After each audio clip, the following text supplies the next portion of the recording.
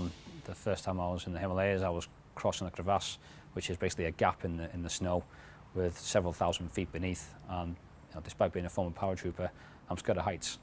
And for the first time in my life, including when I was in Afghanistan under significant threat frequently, I'd never had sleepless nights before through something like that, through that kind of stress, if you like, or that kind of fear.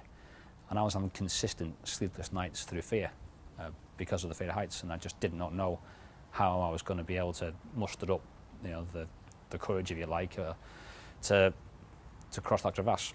And then, with a paralysed arm and a sling pulling me down as well, on the wind and everything else, you think, I'm going in.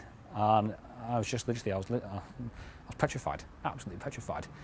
And I got with the team and got with the expedition lead, who is our guide, and said, listen, this is an issue, I'm not sleeping. This is an environment where I really need to get what little sleep is afforded to us. And we created a solution which was to replicate a crevasse crossing in a safe environment where there was a small gap underneath us to get used to. Physically, I had to get used to walking across it with a paralysed arm and to get the core used to doing that and adapting as I have to be able to do that safely. And then secondly, I started doing it with kit on. Then I started doing it at night, because we actually crossed most of the crevasses at night, because we climb higher up early in the morning when the sun's not on the mountain, because as soon as the sun hits, the snow expands, and that results in an increased risk of avalanche.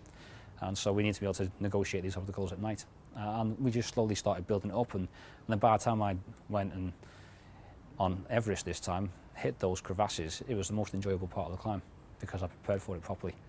So when we get close to achieving the goal and achieving the summit, I found myself looking back at how we've done it and what the guys individually and collectively have overcome to achieve it. And then you either get to the summit and you kind of have this huge sense of elation, and then you sit down and you look. Well, first of all, you look and think, God, I've got to get down from here, which is the most dangerous aspect of any climb. And then secondly, you're just hit by this overwhelming sense of gratitude for having the opportunity, or having a team that have created the opportunity, and for all the supporters that have enabled us to get there. And it's really, really humbling.